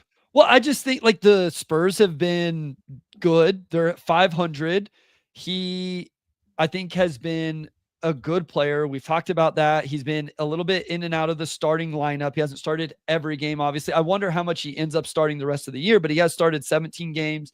The percentages aren't great, but, you know, the numbers, we know that is part of it. He's the second leading rookie scorer. People know I love minutes whenever it comes to rookie of the year stuff. He's playing a ton of minutes. He really defends. And so I just think that this is a team that's going to win games at a decent clip. Like I'd see him being around 500. And I think he ends up like, I think it's between him and Jalen Wells are the two names. So Castle would also be my pick right now. Yves Missi is an interesting name to me. Missy, if he continues to play and this Pelicans team like continues to rebound or hopefully rebounds, not continues to, hopefully rebounds as you know they start to play better, right? With them getting healthy and hopefully Zion comes back and everything. Yves Missy's kind of an interesting play here. Dalton Connect is third right now in odds. I just haven't loved Connect. Like they're trying to win, and Dalton's defense has been so bad that like it's, I think, going to be like relatively hard to consistently keep him on the court once things really tighten up for them. Ricochet, I just don't know if he's going to get the production necessarily. Sar, I don't think he's going to be efficient enough. Jalen Wells and Edie, like very real possibility to me. Edie might not play the games though. Edie's already missed 12. Yeah, that's true. Like I can't remember. I actually don't know if the games, for what it's worth, I don't know if the games qualifier. Does it not? Okay, interesting. Yeah. Okay. So, rookie of the year for Edie is still like, you know, relatively interesting to me. I'll look that up while we're talking, but yeah, like Edie's averaging 11 and 7. Yves Missi right now is averaging, what is it, 9 and 8. You know, Edie a little bit more efficient than Missy, and honestly, I think a little bit better defensively too. I think Castle is probably the right call, if I'm being honest. Yeah, I will be interested to see what Ricochet's role continues to end up being in Atlanta. Like we saw him play in these two games and play less than 18 minutes in both of those. So I find that interesting as this team looks to be decent in the East. Yeah, I wonder about Edie. Jalen Wells, when you just look at the numbers, probably comes off more impressive than Castle when you just figure the efficiency that Wells shoots it. We've talked about at least what he does taking defensive matchups, even though I do think Steph Castle is a better defender. But yeah, and Misi is an interesting call as well. They would have to really start winning some games. I don't think the Wizards are winning enough games. I know this is always a debate on like winning and losing, and should it be a rookie thing or not? Like I understand that. I just think whenever, like for Castle, Wells, Edie, when you have guys that are being productive, and in Castle and Wells' situation are starting for good teams, I think that carries weight. I think that does matter, especially when there's not a guy that's just, you know, if there's someone averaging 20 a game, you know, on a bad team, then I think the conversation would be a little bit tougher. But when there isn't that guy in the league, I do start to default to, okay, these guys are in roles where they're really helping their teams win. And that starts to carry more weight for me. Yeah, I agree. I mean, look, we're going to get like a Malcolm Brogdon winner this year in terms of like the stats and everything. Like there's not going to be like a crazy standout. No. It just kind of is the reality of what the rookie of the year race is this year. To confirm, the 65 game rule does not apply to rookie of the year. Okay. So, good to know. Yep. Yeah. Got it. Yeah, I think Edie is probably still in the mix for me, for what it's worth. Definitely. Like pretty firmly. And honestly, if you made me pick like the odds that I like best right now, I think he's at like 13-1. I actually think that might be the best odds if you were actually looking to bet on this right now. Okay. This episode of the podcast is brought to you by BetterHelp. The holidays are here, and there's nothing better than spending time with your family while being cozy and watching a movie on your couch. Bryce did it this morning with his family. I did it last night with my wife. Another way to bring yourself some comfort is through therapy. Therapy is a way to make sure that comfort never goes away. Here's a reminder to be good to yourself and to keep that cozy feeling of the holidays year round. I'm someone who has absolutely gone to therapy in the past, particularly when I got diagnosed with ADHD. I wanted to kind of learn how my brain works a little bit. And it's helped me immensely to understand myself and understand particularly how to put boundaries on my interests, including work. And if you're thinking of starting therapy, give BetterHelp a try. It's entirely online. It's designed to be convenient, flexible, and suited to your schedule. Let the gratitude flow with BetterHelp. Visit BetterHelp.com/GameTheory today, and you're going to get 10% off your first month. Keep that cozy feeling forever with BetterHelp, BetterHelp.com/GameTheory. Okay. Final thing before we get to Andrew and trivia. I want to talk a little bit about Ace Bailey and where we sit with Ace Bailey at this point. Because it does feel like it's becoming like, I don't know, a flashpoint, a conversation, right? That feels like a real thing in part. You know, we can blame good old Fran Fraschilla. Shout out Fran, who decided to log on yesterday and anger the quote unquote mock drafters. Fran Fraschilla, there are mock drafters who are nitpicking Rutgers men's basketball Ace Bailey and what he can't do. Here's a heads up. Most smart NBA I talk to love him. Okay. So let's take this kind of one step at a time. It's our job to nitpick. This is why we have a platform, is because we watch the games and we take notes. How do I not You want me to be able to talk intelligently about Ace Bailey? How can I not nitpick if I have 2 pages of notes about him, Sam? To be clear, also NBA people do this too. People that work in the NBA absolutely nitpick. As they should. This is a serious thing. I will say, Fran's overarching point, I do think is generally correct. That people in the NBA generally still have Ace Bailey in the top 5. Okay, so can you frame 100%. This for me real quick? Was this him defending Ace as a potential number 1 pick? Was this him defending Ace as people saying he sucks? What is the defense? Or is it because the conversation of him not being a top 5? Bryce, he absolutely didn't get that far into his thought process, I don't think. I think he was just trying to defend Ace Bailey. What is the conversation then, I guess, is what I'm asking you. Is that where people are going? Is they not having them in their top 5? Look, I mean, I am disconnected from the, internet draft community in some respect, right?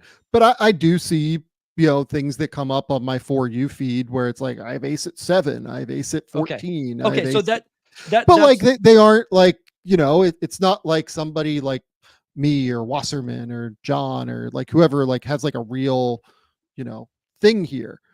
But here's what I will say though, just about everybody I talk to in the NBA has Ace as a top 5 guy, right? And I want to be very clear about that. What I will say is that I do talk to a number of NBA people, and I am probably one of the few qualified to talk about this as somebody who this is literally my job. I am constantly talking to these people every single day of my life, trying to figure out where they sit on Ace Bailey, Dylan Harper, Cooper Flagg, finding younger guys that are interesting, finding players that could be first-round picks this year, etc. Right? There are concerns. You talk to NBA people, they will tell you, okay, we're worried about the shot diet. It's a real factor. We're worried about the fact that like he doesn't seem to rebound all that well at 6'10". We're worried about the passing.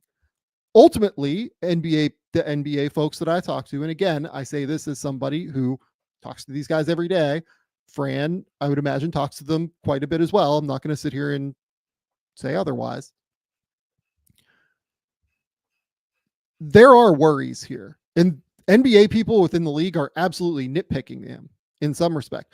Also, what I think that people on the NBA side do is they will talk up the quality of Ace's shot making ability to a higher degree than some of the takes I see on the internet.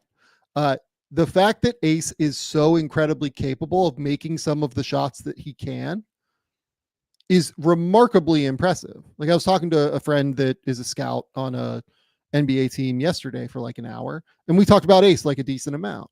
And unsurprisingly, like I think I'm among people in the public sphere, I would guess that I've probably talked about my concerns with Ace like a little bit more than others, right?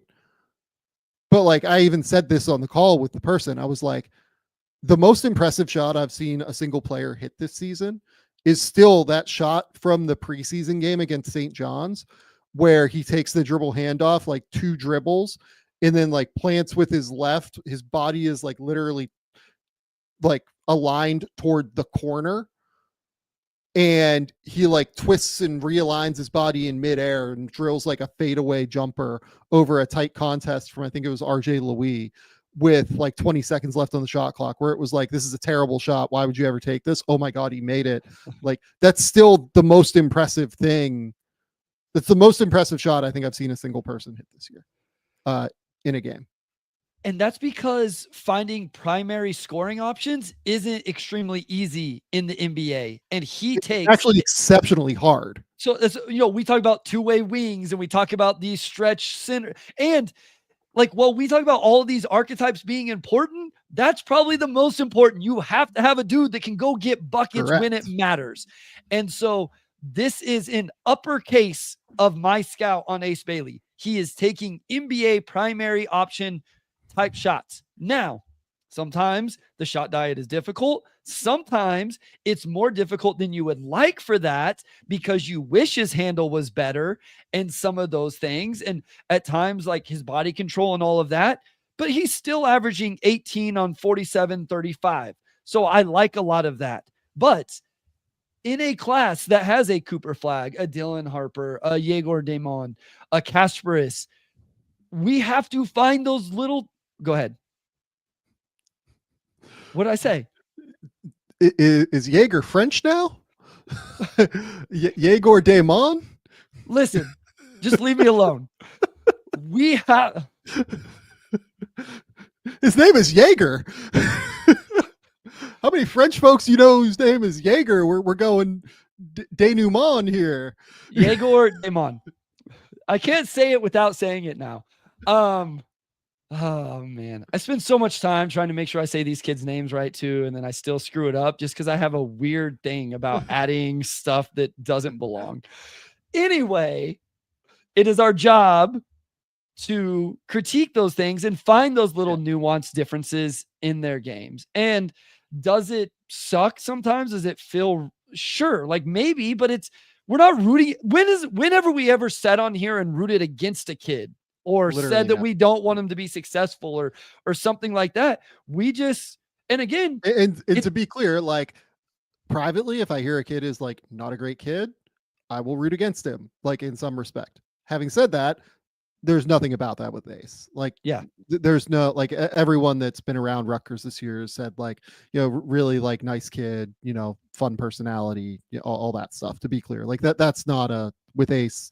There's no concern there. Yeah. So I don't know. I like Bailey. It's fun to have this type of conversation at the top between these guys where I think this is the funnest draft. Like the Victor draft was cool because Victor was incredible, generational, but it's like you knew he was going 1. Last year, you didn't have that guy, but nobody felt great about who they were going to put at number 1 because you didn't believe in them as number one type picks. Not that you didn't believe in a certain player, whether it was Reed or Zach or whoever or Sar. It's just like, I don't know that he really looks like a number one pick. I think what's awesome and a lot of fun right now is you have these guys that's like, okay, I can feel cool putting Cooper there, but man, Dylan Harper's been really good, or Ace is a potential number one option or whatever. I think that makes this a whole lot of fun. Yeah. So I totally agree with you. Having said that, again, like let's take, Ace Bailey here and talk through what the concerns are and why they are valid, right? Sure. Ace Bailey does not play with much bend, just point blank. He does not seem to be wildly flexible. And that was ultimately what made Jabari Smith like more of a role player in the NBA and like role playing shot maker as opposed to a, real star, right? And I say this as somebody who had Jabari Smith at 2 in that draft. Loved him. And screwed that up, right? Yep. And I like Jabari a lot, and I think he's going to be a great player in the NBA and make $100 million and everything. But Ace has a similar issue in regard to playing with bend and, his hips. I think his hips are like a little bit more flexible, but it's not quite as flexible as somebody like Brandon Miller. Like if we're talking about like the Jabari, I brought this up yesterday on the call where I was talking with somebody as well. Like if we're talking about the scale and like the spectrum of Jabari Smith on one end to Brandon Miller on the other end, right? I think Ace is probably closer to the Jabari Smith end than the Brandon Miller end, because Brandon could show like real capability playing in ball screens and being able to like confidently play at pace and slow down. Now, here's the other piece of this. Brandon Miller was almost 2 years older than Ace Bailey is. Yep. Entering his draft class, right? I think it's like 1.75 or whatever years. I think that Miller's ability to play with bend and to be able to play with deceleration is something that Ace Bailey just has not shown this year at the end of the day. Like, I don't know if I've seen him decel this year, honestly. I can't really think of a moment where that's happened. But here's the other thing. I think Ace is a way better shooter than what Jabari Smith was. And I think he's a better straight line driver being able to get downhill than what Jabari Smith was. So it's in the middle of that spectrum. And to me, like the name that is in the middle of that spectrum is Michael Porter Jr. And that's the name that I feel like you and I have been using for a little while now, right?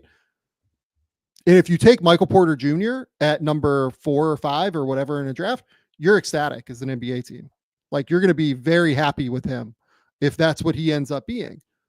But like, I don't know I'm still trying to determine, I guess, what the like all-star capability and upside is here, if only because he doesn't have a great handle and doesn't seem to pass the ball all that well at all.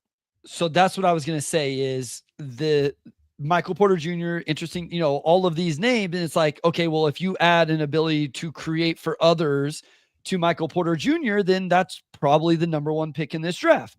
But if you don't, then it's like, okay, and again, we've nitpicked Cooper Flagg's offense and, different things as well. I was going to bring up the passing because I think he's a willing passer, but I don't think he's a good passer. And there is a huge difference between those two. I don't watch him and I think you probably see some of his shot diet and people would immediately think selfish. I don't necessarily think that. I just don't think the nuance of his decisions are great. The velocity of his passes, the on targetness of his passes. Is targetness a word? I don't know. But hopefully Andrew location. Yeah. Ball location is not like great. It's not great. And so that's what concerns me more about this idea of my idea of a primary option for a team is you have to be able to do some of that, or it quickly becomes an issue for you. And you can't reach that ceiling as the team's number one primary option if you can't make those decisions and land those passes where they need to be. Yeah. So like Basketball Genesis, I think brings up a fair point in some respects. Like Jabari couldn't put the ball on the floor. Ace just has a raw handle. I think Ace has the ability to put the ball on the floor to get to a step back. I don't really see the ability to like drive to the rim effectively at this point, really, which is what my worry is with him. Like, can he create enough easy shots to where he doesn't literally have to be one of the 5 best shooters in the NBA to be efficient? Sure. Right. Because that right now, that's kind of where this is heading, is he might just be such a high level shooter that he is just like a star, right? Even in spite of what we're talking about. I don't know that I can rule that totally out with him yet. Like, yes, he's shooting 47, 35, 60 right now.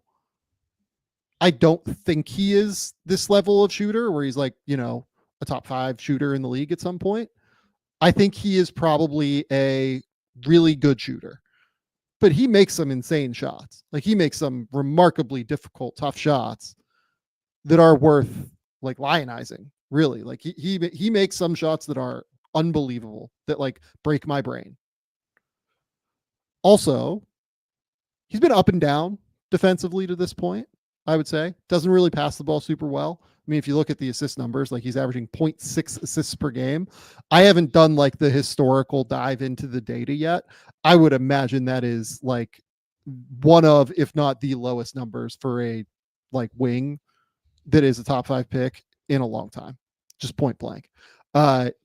Jason Tatum, for instance, is a guy that like people will bring up in regard to Ace Bailey, like guy that took a lot of mid-range shots at Duke, took a lot of like difficult opportunities. Tatum at Duke still averaged like 2.1 assists per game, right? And out rebounded Ace by like a little bit, not a lot. But also, I think he got to the rim more often and was like a little bit more efficient because he got to the rim a bit more effectively than what Ace does. And also, Tatum was willing to like take 4 threes a game, whereas Ace is also averaging 4 threes a game. Maybe I'm over indexing on like the last game where I feel like he took like 1 3, but I don't know, like even like 8 years ago, 4 threes a game, like that's a different, that's a different number then than it is now. Right. Well, the name that I think of whenever I think about the assists is how people talked about Cam Whitmore. And I'm talking about draft night slide Cam Whitmore. I'm talking about like leading up to that. Whenever I would try to defend him as my number 5 player, people would be like, he only had, 19 assists and 42 turnovers. Ace Bailey right now is at 5 assists and 22 turnovers. So I think that's the part you're really going to start hearing from people in terms of the assist numbers, because I got that about Cam Whitmore a lot. I'm not saying they're the same player. I'm just saying that individual stat is something that people will really start to point to, especially if it stays this low. So here's where I'm at on Ace to like close this conversation, right? I have Ace in this 3 to 5 group, like pretty clearly. And most of the NBA folks I talk to have him somewhere in the 3 to 5 group right now. I would say that like the one where I'm a little bit out on a limb compared to NBA people is with Demon. I will talk to people who see, Igor Demon from Le Mans in France. I'm like the least cultured person ever too. Why am I throwing out random accents? Like, I'm from freaking Kansas. Why would I do a French accent? That makes no sense. What's wrong with me? I need to get checked out. Igor Demon. I'm probably a little bit higher on him than like the consensus within the NBA teams. Like, I would say that he is considered a top 10 guy for NBA teams. Interesting. I have him like pretty clearly in the top 5 for me right now. Okay. And then Yakashonis is the other guy, and I have Yakashonis in this top 5 group as well. Like but I had him in the top 6 in the preseason. I had him 5th, on the most recent mock, I think. Like, now he just continues to completely take over college basketball. So like, you and I have been all over the Yakashonis thing since the preseason. Like, we love him. We've thought he's absolutely outstanding. So honestly, out of that group, I would probably have Ace at number 5 right now. Okay. Personally, NBA teams, like, I think that, I would guess if you asked a consensus of NBA teams, I haven't done this, like, this is all anecdotal when I bring up NBA team, discussions that I have, I would say Ace is still the guy at number 3 for them. That's where I have him. I still have him number 3, then Yegor and Kasparis. And yeah, I mean, I have that 5. Not saying they're all in one tier, but I have a tier break before I get to number 6. And then I have a bunch of guys in that next tier that I call like my lottery / mid first round tier. Yeah. Here's what I would say. Yes, Fran Fraschilla, basically right on what he said. Like, NBA team still being really interested in Ace, loving Ace Bailey. Also, just like, don't be dismissive of shit. Like, the NBA draft is such an imperfect world at this point that, you know, you can disagree with all of it. Like, I certainly disagree with a lot of what I see on the internet, and it drives me crazy sometimes, which is why I basically disconnect from it. But look, people scout, people do the work. Like, maybe not as much on the intel side, maybe not as much, you know, depth as people on the NBA side do. Certainly not, you know, as much as depth wise as people on, you know, the NBA side do. But like, this shit's such an imperfect process that, like, don't be dismissive of anything. Like, this biggest thing I've learned is, like, you just don't have to be dismissive of this stuff. Like, you can have conversations and you can disagree with people. Where I get annoyed is when people are like, you know, not, if I think they're not doing the work, or if they are dismissive of a lot of random shit. Yep. Okay. Bryce, it's time to add our dear fearless leader, Andrew Claudio, up to the show. GMAC. What up, doing, fellas? Buddy? Sam, how are you? Bryce, bonjour. Have you seen Heretic yet, Andrew? Yes, and it's outstanding. I loved it. I loved it. I watched it last night. It was so good. My goodness, Hugh Grant. At a certain point, he like kind of starts a podcast, and I just kept listening. It's awesome. That's my best endorsement. Like, his monologues and just his line reading was outstanding. I thought it was one of the best casted movies of the year. Sophie Thatcher is basically perfect for that role that they have her play. I won't dive into that much more than that in case people want to see it. And then I think Chloe East, the girl from The Fabelmans, who is really funny in The Fabelmans, like, couldn't be cast better in this movie either. She's amazing. And then Hugh Grant is like mesmerizing. Like, he's unbelievable in this movie. I think it's the best casted movie of the year. Yeah, maybe not of the year, but like, it's up there. It's tough because what's his face from that 70s show is in it for like 4 minutes, and kind of a home run cast move. Fair, that's fair, but it's almost as if he did a favor, I'm assuming. I agree with you about the 2 female actresses in the movie, that they're perfectly casted. This is the Hugh Grant show. I 100%. Every single second. There's like a part in the first 10 minutes that he sits down at a like when they're in the living room, and you know, they let him run ISO for all 10 minutes. And it's like, oh, you just scored 30 in 10 minutes. Got it. Okay. And then later in the movie, it's like, oh, he's going for 100 tonight. Got it. And it's just that good of a movie. And then the last, I don't know how you do with horror, Bryce, but the last like 25-30 minutes goes to a place. Yeah, so that's my wife. Like, she doesn't do any horror, scary, anything. And the first hour and change, I'm like, oh, you know what? She might like this. And then the last 40, it's like, oh, no. This is a one and only. This is a me and just me type of movie. But yes, I highly recommend Heretic if you can watch it. It's now in home at the moment if you want to rent it or buy it. Yeah, I had a great time with it. I had such a good time. We'll have to do recommendation corner near the end of the show so that Andrew can come on and give his recommendations. Happy to. Point. Yes, absolutely. Okay. Bryce, you are up. It is time. Trivia. Let's do it. So we are doing the same format we did the last time when we had both of you. This is going to be team stats this time. Okay. So team stats, and I'm going to change it up just a little bit because I kept it basic for this first time. So we're just doing top of the league or bottom of the league in 5 different categories. So GMAC, I will start with you. I will give you the statistical category, and then you get to choose this first round, these first 2 rounds, I guess. Do you want to do the top teams of the league, or do you want to do the bottom teams of the league? Does that make sense? Okay. Yes, I'll do the top. Yes. Okay, just for this one, you want me to tell you the stat first? Sure. I think I got So this. we're gonna keep it easy. So we're doing points per game. So the first 2 rounds will be either the top 4 points per game or the bottom 4 points per game. Points per game and not points per possession. Not offensive rating, not points per possession. Everything is like the first traditional stats page on NBA.com. So this first one, Andrew, would you like to do top 4 teams in points per game or bottom 4 teams in points per game? Sam will do the opposite. Sam will do the one you don't choose. This is a bit of an easy one for me. I'll take top. Okay. And I know the Knicks are up there in the top 4, so I'll go there. That is actually incorrect. 1 game against Atlanta and they're out of the top 4. My God, I hate you, Trae Young, forever and ever. More so, I hate Dyson Daniels. Okay, so really? hold up, Sam. I get one. Yeah. Yes. First team that came to mind for me was Memphis. Memphis, number 1 in the NBA in points per game. Remember, points per game. Any other guesses real quick, guys? Cleveland. Cleveland is 2. Boston. Boston is 3. Indiana. No, Indiana's out of it this year. Yeah. They're not that good enough. Then the Knicks are 7th, by the way, 1.7 points per game behind.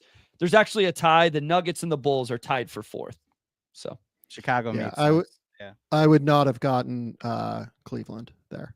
I know they're playing faster, but I still wouldn't have guessed Cleveland. Okay, so Sam, because GMAC chose the top of points per game, you play this round with the bottom 4 teams in terms of points per game. Yeah, this is harder than what I thought it would be off the top of my head. I'm going to say Houston is here. Houston is not here. Houston actually ends up in the middle of the pack in the NBA. So interesting. Because I was trying to play the pace game, probably a little bit too much. It's too much. Yeah. GMAC, can you give us one to tie the score? Bottom 4 in points per game. Yeah. So again, this is traditional stats. All of these are going to be traditional stats. We're not doing offensive. It's kind of interesting.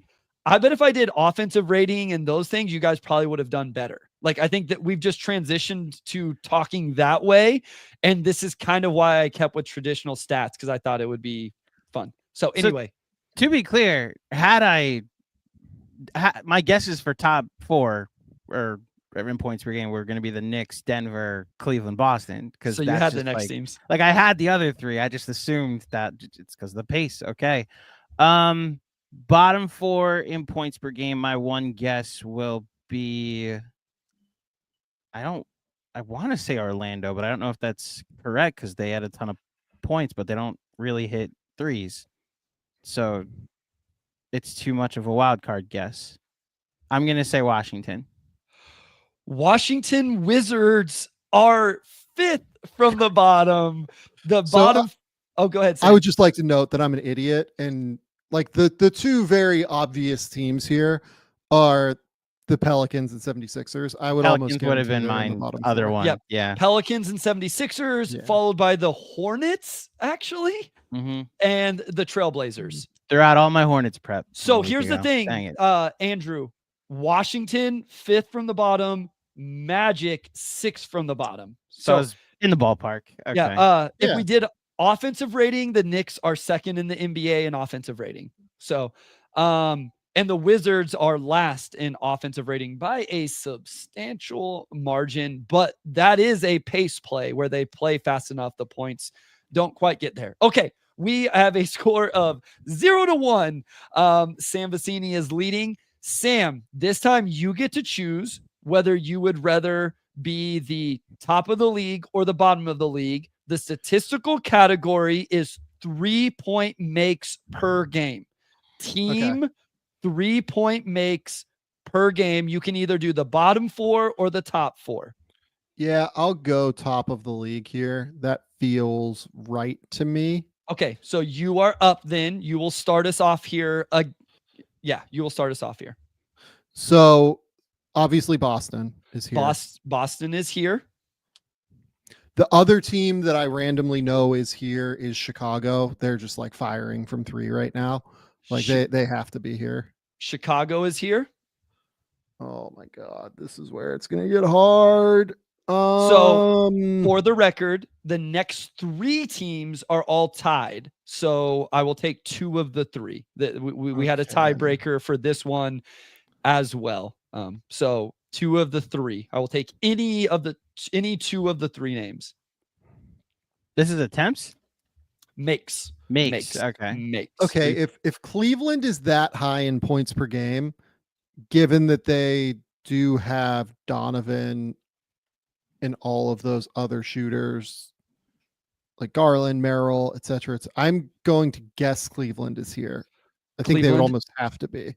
Cleveland is here. So there are actually 2 teams for 1 more point. If Sam doesn't get that, then Andrew, you will have a chance.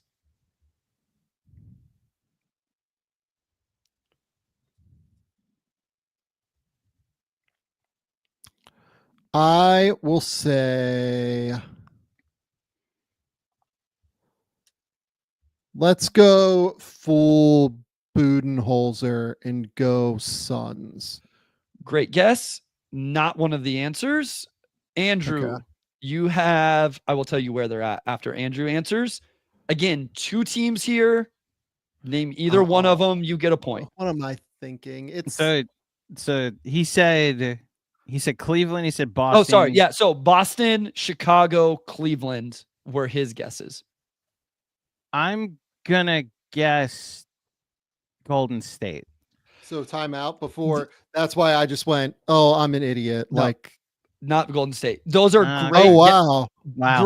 Great guesses. They are 6th and 7th on the list. Can I guess another one? I know Sure. it won't count, but is Charlotte one of them? Charlotte is one of them. It's Charles Lee. Yeah, I knew Charles this Lee too. vibe, yeah. And then the other one is the Brooklyn Nets. Yeah. Yeah. So, Okay, so I got 3 there. yeah, I have the score 0-4. Yep. GMAC, you are now up with the bottom 4 teams in terms of 3-point makes. Orlando is not on this list. Are you kidding me? And you're going to be real pissed. You're going to be real pissed whenever I tell you where they're at. Okay, I'm going to my first guess here is going to be New Orleans. That feels like they just don't have anybody. New Orleans is correct. Any other guesses from either one of you? New Orleans is last for what it's worth. Philly is 4th from the bottom. So they would have been on this list. Yes. Like I feel like Toronto doesn't take a ton right now. Second from the 29th. Toronto's 29th. Okay. The Wizards. Orlando would have been a guess for me. Denver would have been a guess for me. So you guys have named all of the bottom 6 essentially. GMAC Orlando is 5th, 1 spot out of this at 11.6 makes, 0.1 makes from being tied. So for you let me get this straight. Hold on. In back-to-back categories, gross. I guess to number 5 is what you're saying. You are the best I'm the best at guessing runner up. Yes, I'm the Lions from 2 years ago that were like 0-7, but they covered the spread 6 times. Yeah. You guys are notorious for just right around the outside of what we're looking for. Okay, next statistical category. Listen closely because it does change just a little bit. Free throw attempts, not makes. Free throw attempts. Andrew, you can choose to take the top 4 teams or the bottom 4 teams. Ooh. Your choice. Top 4 teams or bottom 4 teams. I'll take the top. Okay, so that means you will go first. It's attempts, not makes or percentage. Yep, I should have took the bottom. I will start with Milwaukee. Milwaukee is not on this list. Not a bad guess at all. Not a bad guess at all. Sam, you can get 1 point. And I get the top here. This is one where I actually have a better feel for the bottom than I do the top. I'm just going to play the pace game and say Memphis here. I don't have a good guess. That is correct. Hold on. I messed up. So it is now 6-0. Memphis is second on this list. Any other guesses, guys? Dallas. Dallas is Honestly, none 6 for me. Really good call. So yeah, you already guessed the Bucks. Bucks were 10th. Dallas was 6th. I guess we gotta be careful how many guesses I give you since we're about to do the other side of this thing. Yeah, so I won't say any other names for right now. Okay. Yeah, so I have the bottom 4 here. You do have the bottom 4. Oklahoma City is within this group. I just know that because their fan base like melts down about it. Correct. I'm trying to think of teams that play like a very perimeter-based style now. Charlotte would be a guess here for me. Yep.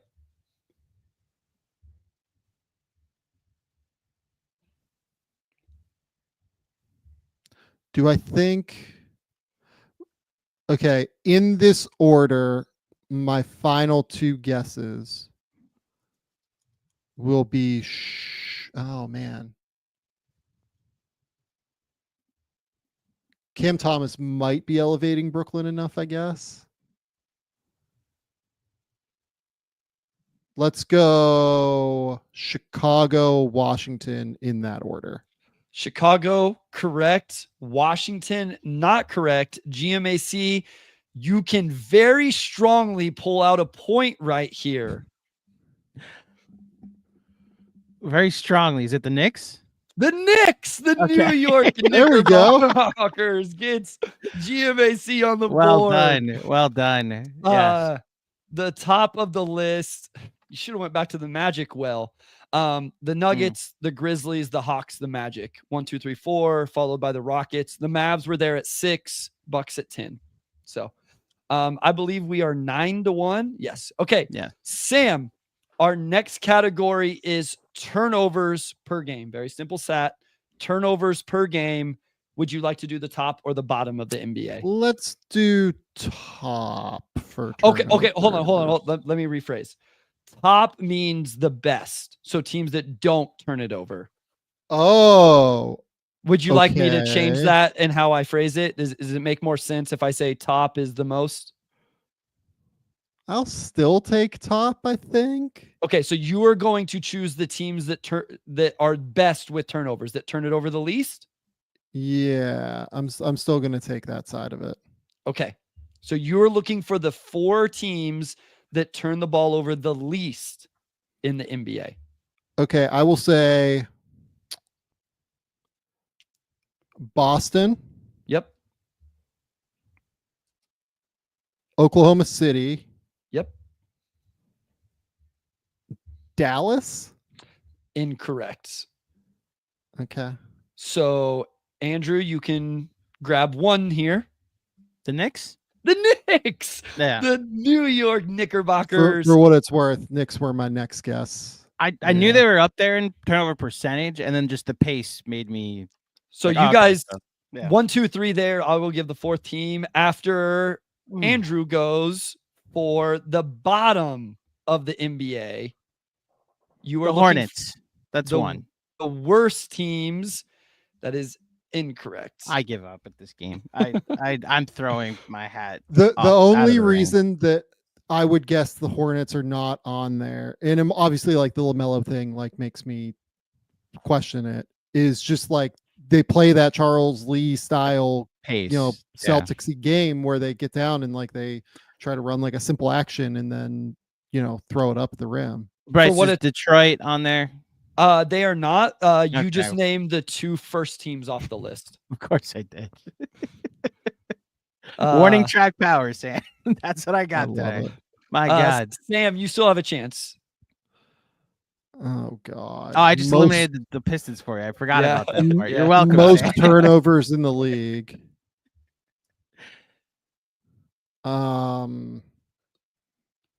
Let's play Keontae George ball and like the team with no point guard. Like, let's go with the Jazz. Yeah, the Jazz. The Mm. Jazz are the worst by 1.5 a game. Then the Blazers. Then the Grizzlies. Pace game. Clippers. Then it was the Pistons, Hornets, Wizards. Oh, I never would have guessed the Clippers are on that list. That's Yeah. interesting. Harden. Harden, I guess. Yeah. Okay. 4th of the terms of best taking care of the ball was the Miami Heat, followed by the Cavs, Lakers, Rockets, Kings. Okay. GMAC, since you are losing, and even though I don't think you can make a comeback, we'll continue to play. Let's do it. I'm going to let you choose which way you want to go here. This category is steals per game. I'll take the top.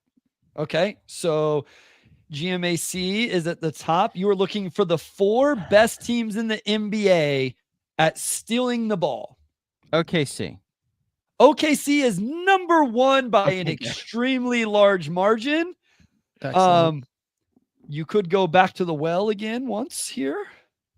Oh no, that might be confusing. Never mind. Ignore what I said. Hold on. Now I was gonna guess Orlando. Oh yeah, go back to the well. Orlando is correct. Great guess, GMAC. I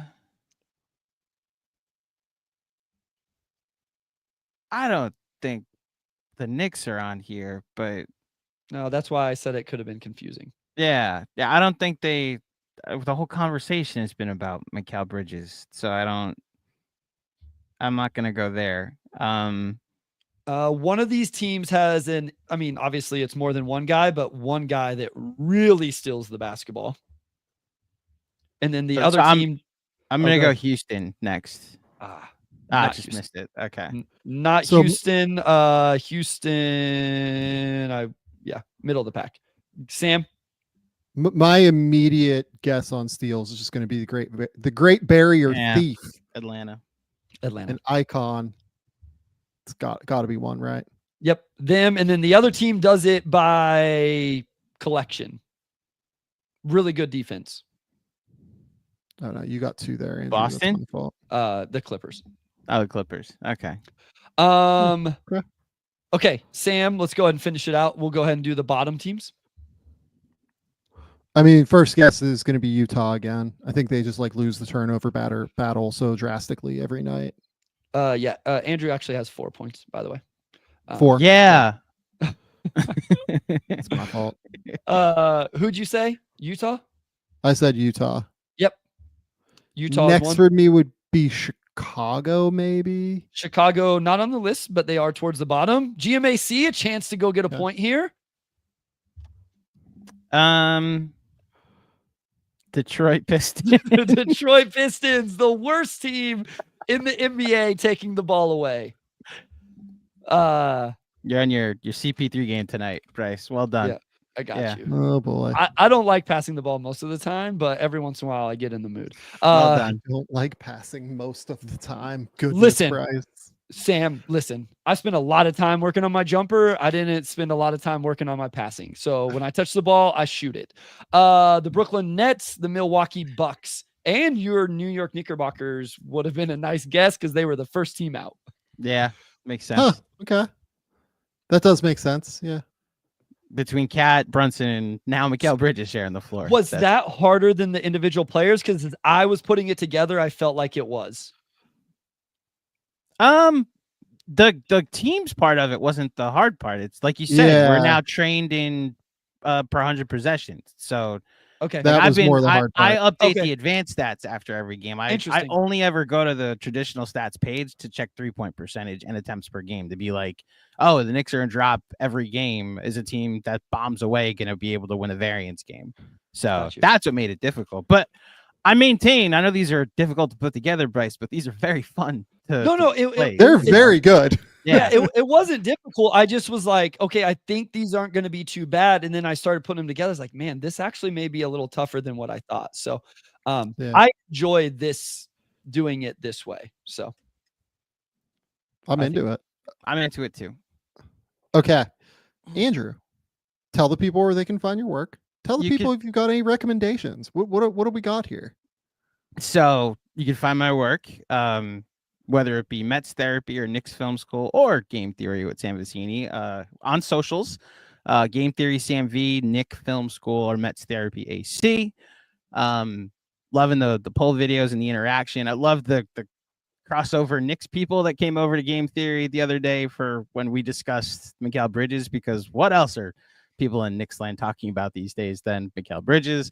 And I guess if you want a recommendation, it's going to be the worst recommendation I can give you, Sam. And it's that I finally saw Venom: The Last Dance, and I gotta say I enjoyed it so much. It's so stupid and a horrible movie, and I just enjoyed the 90 minutes of turning my brain off and not thinking about anything for that entire time. I just dug the Eddie and Venom, the Tom Hardy and Venom relationship, and so much so that I'm probably gonna watch it again just as a turn it on while I'm like updating emails movie, you know? So yeah, not a good movie. not at all. Not at all. That seems hastily cut together and almost like nonsensically like edited, and maybe you're not going to watch The Godfather. There's no filmmaking takeaway from watching these movies. I had fun. I cannot say that I left that movie and was like, oh, that wasn't time well spent. Like, I enjoyed myself here. I had a blast. Yeah. I had a good time. Yeah. I did a double feature of that and Smile 2 like a couple months ago with my wife. Mm-hmm. We had a good time. Yeah. It was great. Like both of them, like we had a good time with both of them. Two very different vibes. Venom: The Last Dance and Smile 2. My gosh. Yeah. Yes. We made choices. We all made choices. Clearly. Yes. Yes. Bryce, tell the people where they can find your work. Yeah, at Motor City Hoops on Twitter, on Blue Sky. Subscribe to the Substack. I know I pitch it every time, but it's usually Pistons stuff. But if your team plays the Pistons, you don't even have to subscribe. Just go check out the notes and analysis. I think you'll get something of it from it as an opposing fan. And eventually I will have some draft stuff and all of that. Maybe if trades happen, I may put some stuff out just on players that get moved in my notes from throughout the season.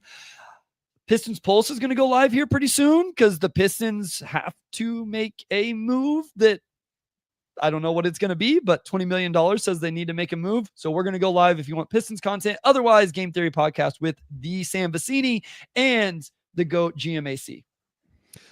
Go to The Athletic. Keep me employed over there. Go follow Nick's Film School, the Pistons Pulse, all of that fun stuff that these guys do.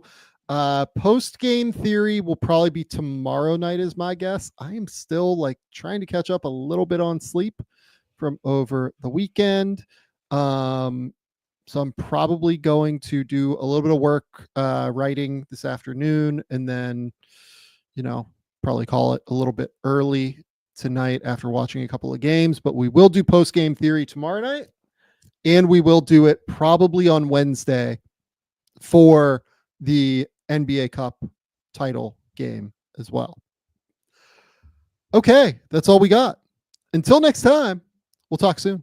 Bye.